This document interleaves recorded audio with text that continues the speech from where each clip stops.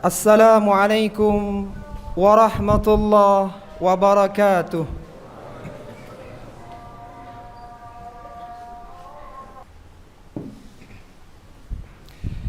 Innal hamdalillah nahmaduhu wa nasta'inuhu wa nastaghfiruh wa na'udzu billahi min shururi anfusina wa min sayyiati a'malina.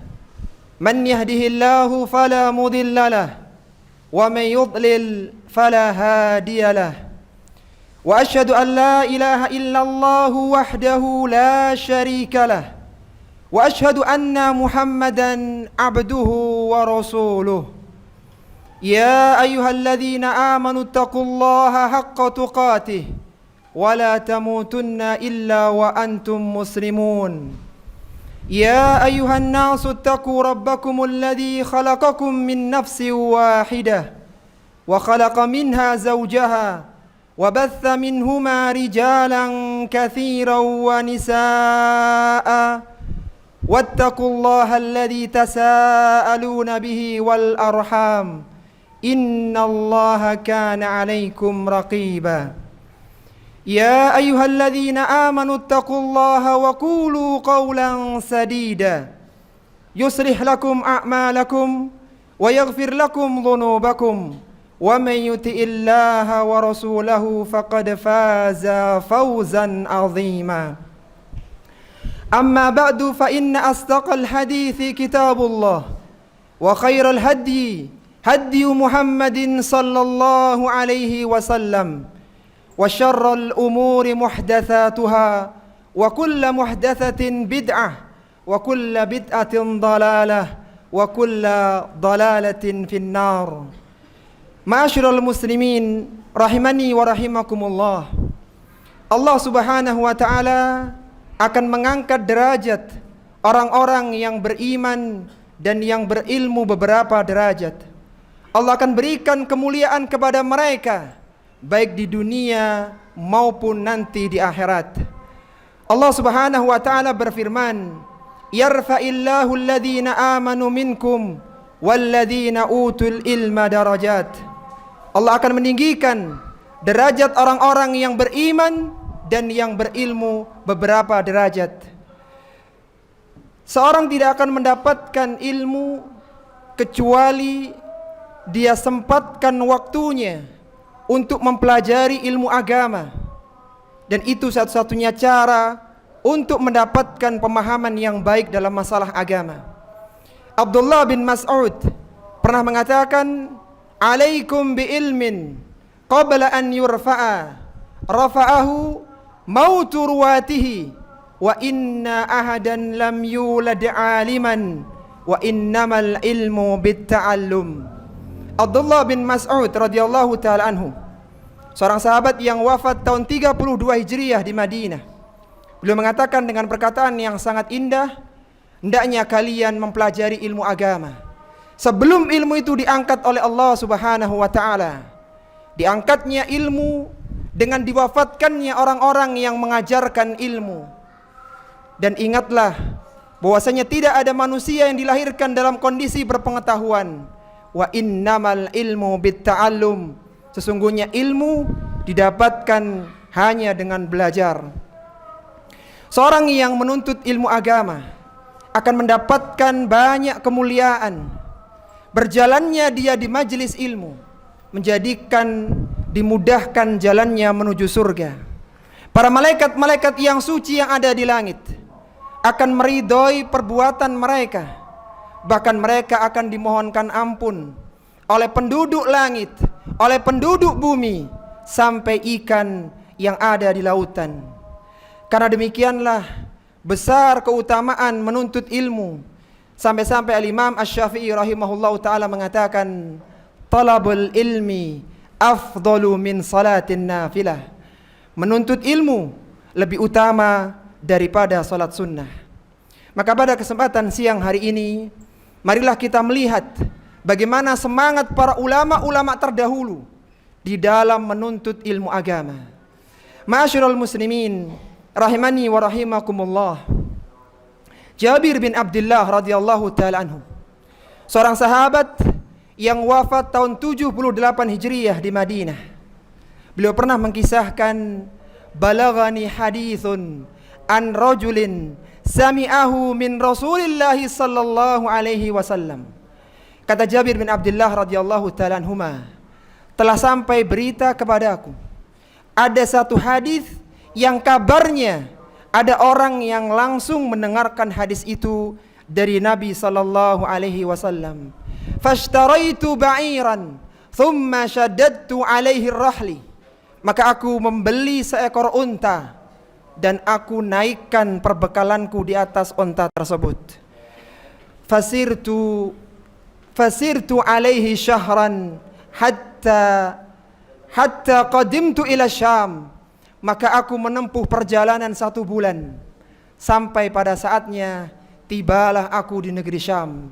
Faida Abdullah bin Unais, dan ternyata yang dimaksudkan bahwa seorang yang tahu hadis itu langsung dari Nabi adalah Abdullah bin Unais radhiyallahu taala anhu. Fakultu, maka aku katakan kepada Abdullah bin Unais, haditsan balaghani annaka sami'tahu min Rasulillah sallallahu alaihi wasallam fil qisas. Wahai Abdullah bin Unais, dikatakan oleh manusia ada satu hadis yang darimu yang kau langsung mendengarnya dari Nabi sallallahu alaihi wasallam tentang masalah qisas. Fa khasyitu an tamuta au amuta qabla an asma'ahu. Aku takut engkau meninggal dunia atau aku meninggal sebelum engkau meninggal dunia dan aku tidak pernah mendengarkan hadis itu langsung darimu. Apa kata Abdullah bin Unais radhiyallahu taala anhu? Qala sami'tu Rasulullah sallallahu alaihi wasallam yaqul yuhsyarun nasu yaumal qiyamati aw qala al ibadu uratan ghurlan buhman. Qala fakulna wama buhman? Qala laisa ma'ahum syai'. Kata Abdullah bin Unais radhiyallahu ta'ala, dia meriwayatkan hadis ini secara langsung. Aku telah mendengar Rasulullah sallallahu alaihi wasallam bersabda, manusia akan dikumpulkan pada hari kiamat, atau hamba akan dikumpulkan pada hari kiamat dalam kondisi tidak berpakaian, dalam kondisi belum dihitan, dan dalam kondisi buhman. Maka kami waktu itu bertanya kepada Rasulullah, wama buhman? Apa yang dimaksud dengan buhman wahai Rasulullah? Maka beliau mengatakan, laisa ma'ahum syai'. Mereka dikumpulkan dalam kondisi tidak memiliki sesuatu apapun. Lihatlah bagaimana semangatnya Jabir bin Abdullah radhiyallahu ta'ala anhuma. Dia keluarkan dananya untuk membeli seekor unta. Dia tempuh perjalanan 1 bulan lamanya hanya untuk mendapatkan satu hadis yang mulia radhiyallahu ta'ala anhuma. Imam Tabi'in Sa'id bin Musayyib yang dikatakan oleh Imam Ibnul Jauzi sebagai salah satu dari 4 orang yang sempurna dalam ilmu dan amalannya setelah para sahabat. Sa'id bin Musayyib rahimallahu ta'ala pernah mengatakan, in kuntu la asiral ayyama wal layali fi talabil hadithil wahid. Aku pernah berjalan beberapa hari dan beberapa malam hanya untuk mendapatkan satu hadis Nabi sallallahu alaihi wasallam saja. Al-Hafiz Ibnu Katsir rahimahullahu ta'ala dalam kitabnya Al-Bidayah wan Nihayah, ketika menyebutkan tentang tarjamah Al-Imam Al-Bukhari, tentang biografi Imam Bukhari, beliau menyebutkan di sana, Al-Imam Al-Bukhari rahimahullahu ta'ala telah mengelilingi penjuru-penjuru negeri untuk mencari ulama hadis yang bisa beliau temui. Dan ketika dihitung jumlah guru Bukhari rahimahullahu ta'ala, itu mencapai lebih dari 1000 orang guru rahimahullahu ta'ala. Ali bin Al-Hasan bin Syakik rahimahullahu ta'ala, beliau pernah menceritakan pengalamannya belajar dengan seorang ulama besar, Abdullah bin Mubarak, seorang tabi'ut tabi'in yang wafat di bulan Ramadan di Irak tahun 181 Hijriah. Kata Ali bin Al-Hasan bin Syakik rahimahullah ta'ala, dia menceritakan kisah belajarnya dengan Abdullah bin Mubarak. Dia katakan, kami keluar di malam yang dingin dengan Abdullah bin Mubarak menuju ke sebuah masjid, dan di pintu masjid itu Abdullah bin Mubarak rahimahullah ta'ala mengajarkanku satu hadis yang aku mengingatnya sampai sekarang, dan dia terus mengajariku hadis, mengajariku ilmu sampai datangnya muadzin yang mengumandangkan adzan untuk salat subuh. Mereka belajar di keheningan malam, mereka belajar di dinginnya malam. Semangat belajar mereka mengalahkan semua itu. Gelapnya malam mereka tembus, dinginnya malam mereka nafikan karena cintanya kepada ilmu. Baki bin Makhlad rahimahullahu ta'ala jauh-jauh datang dari Makkah menuju ke Baghdad, ke Irak, untuk mencari al-Imam Ibnu Hanbal rahimahullahu ta'ala. Dan ternyata sesampainya dia di Baghdad, di Irak, ternyata Imam Ahmad Ibnu Hanbal sedang dilarang oleh penguasa untuk mengajarkan hadis. Maka dia mengatakan, wahai Imam, aku datang jauh-jauh dari Makkah ke Baghdad ini untuk belajar kepadamu, dan aku tidak tahu ternyata engkau dilarang mengajarkan hadis. Seandainya engkau izinkan aku untuk mendatangimu dengan berpenampilan sebagai seorang pengemis, dan engkau tidak mengajariku kecuali satu hadis, niscaya itu sudah cukup bagiku. Maka keesokan harinya Baki bin Makhlad rahimahullah ta'ala datang dengan mengenakan pakaian seorang pengemis. Al-Imam Ahmad Ibnu Hanbal tidak mengajarinya kecuali hanya 2-3 hadis dan kadang ditambah sedikit. Apa kata Baki bin Makhlad rahimahullah ta'ala?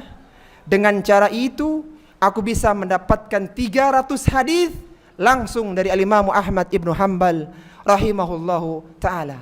Kalaulah satu hari Imam Ahmad mengajarkan 3 hadis saja, maka Baki bin Makhlad membutuhkan 100 hari, membutuhkan 3 bulan 10 hari untuk bisa mendapatkan hadis dengan berpenampilan sebagai seorang pengemis. Yahya bin Ma'in, seorang ulama yang tidak asing bagi orang-orang yang juhud dalam ilmu hadis. Yahya bin Ma'in adalah sahabatnya Al-Imam Ahmad Ibnu Hanbal, seorang putra dari Ma'in yang merupakan sekretaris dari Abdul Malik yang cukup kaya, sehingga Yahya bin Ma'in ketika orang tuanya meninggal, Ma'in meninggal, dia mendapatkan warisan sebanyak 1.500.000 dirham, jumlah yang sangat besar.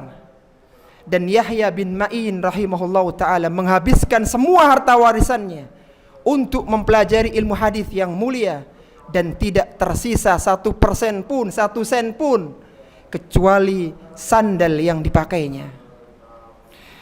Abu Zur'ah Ar-Razi, seorang ulama ilal, ulama yang hafal 200.000 hadis sanad dan matannya, sebagaimana orang awam hafal qul huwallahu ahad di luar kepala. Apa kata juru tulisnya Abu Ja'far Muhammad bin Ali, juru tulis dari Abu Zur'ah Ar-Razi? Dia menceritakan suatu ketika Abu Zur'ah Ar-Razi sedang sakaratul maut, maka datanglah kami di Masyahran, berangkatlah kami ke Masyahran untuk menjenguknya, dan ternyata di sana sudah ada Abu Hatim Ar-Razi, sudah ada Ibnu Warah dan sahabat-sahabat yang lainnya menunggu Abu Hatim Ar-Razi.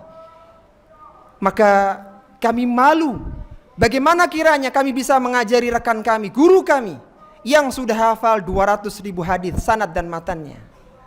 Maka Abu Hatim memiliki ide, aku akan bacakan kepada beliau sanad hadis.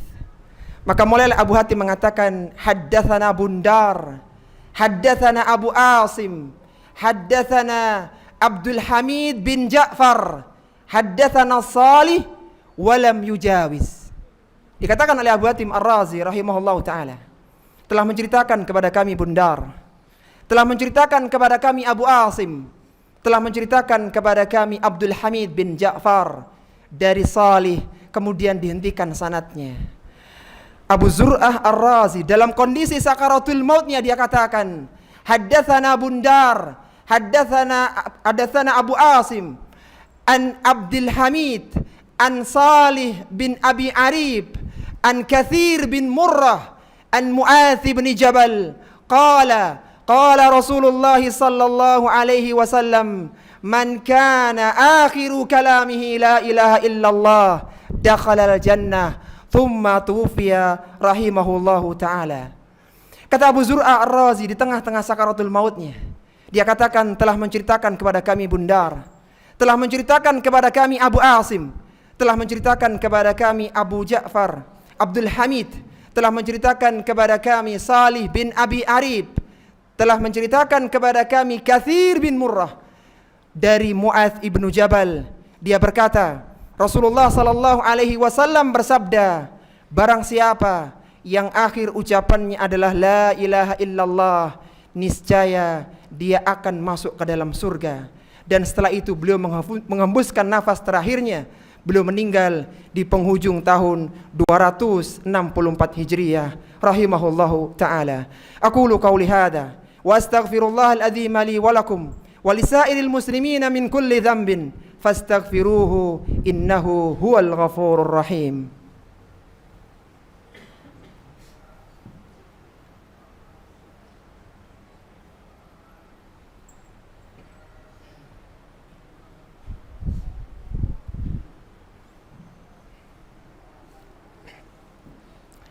Alhamdulillahi wa kafa, wassalatu wassalamu ala nabiyil mustafa wa ala alihi wa ashabihi wa man iktafa. Ashhadu an la ilaha illallah wahdahu la syarika lah, wa ashhadu anna Muhammadan abduhu wa rasuluhu wa ba'du. Ma'asyiral muslimin rahimani wa rahimakumullah. Begitulah gambaran para ulama-ulama terdahulu. Mereka bersemangat di dalam mencari ilmu. Sejarah telah menuliskan perjalanan emas mereka di dalam menuntut ilmu agama. Mereka telah menorehkan tinta emas sejarah keilmuan Islam yang sangat indah dibaca sampai hari ini. Maka hari ini sejarah menunggu kita. Siapa di antara kita yang bertahan di atas jalan-jalan keilmuan, yang bersabar untuk mencari ilmu? Ingatlah, di dalam mencari ilmu dibutuhkan kelurusan niat. Niat harus diluruskan karena mengharapkan wajah Allah Subhanahu wa taala. Perhatikan etika, akhlak dengan guru yang mengajari ilmu. Beradablah dengan rekan-rekan sesama penuntut ilmu. Ketahuilah bahwasanya perjalanan menuntut ilmu bukanlah perjalanan yang singkat, akan tapi perjalanan panjang yang di sana butuh perjuangan, butuh pengorbanan dan butuh kesabaran.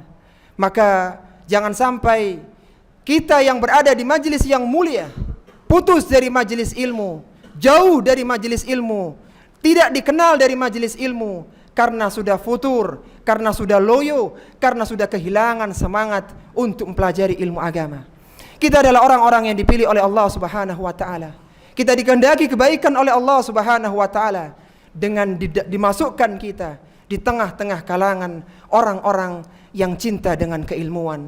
Maka jangan sampai cahaya ilmu ini padam. Jangan sampai kecintaan kepada ilmu ini hilang, dan jangan sampai kita jauh dari majelis para ulama. Apa kata Umar bin Khattab radhiyallahu taala anhu, seorang khulafaur rasyidin yang wafat tahun 23 Hijriyah di Madinah. Beliau pernah berpesan, "Fala tafraku majalisal ulama." Janganlah kalian jauh-jauh, janganlah kalian berpisah, janganlah kalian tinggalkan majelisnya para ulama. Semoga dengan sedikit kisah ini bisa membakar semangat kita untuk terus berada di jalan keilmuan yang mulia, jalan yang dipilih oleh Allah Subhanahu wa taala, yang ditapaki oleh para rasulnya yang mulia, dan semoga kita istiqomah di atasnya. Akhirnya kita mohon kepada Allah Subhanahu wa taala, semoga Allah menganugerahkan kepada kita ilmu yang bermanfaat dan menjauhkan kita dari ilmu yang tidak bermanfaat. Semoga kita diberikan keistiqomahan di dalam majelis-majelis keilmuan yang bisa mengantarkan untuk masuk ke dalam surga yang penuh dengan kenikmatan. Allahumma salli ala Muhammad wa ala ali Muhammad kama sallaita ala Ibrahim wa ala ali Ibrahim, wa barik ala Muhammad wa ala ali Muhammad kama barakta ala Ibrahim wa ala ali Ibrahim fil alamin innaka Hamidum Majid. Allahumma ighfir lil muslimina wal muslimat wal mu'minina wal mu'minat al ahya'i minhum wal amwat innaka sami'un qaribun mujibud da'wat. اللهم أعز الإسلام والمسلمين وأهلك الكفرة والمبتدئة والمشركين أعداءك وأعداء الدين.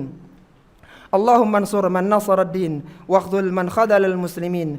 اللهم إنا نسألك علما نافعا ورزقا طيبا وعملا متقبلا. اللهم إنا نعوذ بك من علم لا ينفع ومن نفس لا تشبع ومن دعوة لا يستجاب لها. اللهم إنا نسألك الجنة وما قرب إليها من قول أو عمل ونعوذ بك من النار وما قرب إليها من قول أو عمل. ربنا هب لنا من أزواجنا وذرياتنا قرة أعين واجعلنا للمتقين إماما. اللهم إنا نسألك لذة النظر إلى وجهك والشوق إلى لقائك في غير ضراء مضرة ولا فتنة مضلة. ربنا آتنا في الدنيا حسنة وفي الآخرة حسنة وقنا عذاب النار. وصلى الله على نبينا محمد وعلى آله وصحبه أجمعين وآخر دعوانا أن الحمد لله رب العالمين.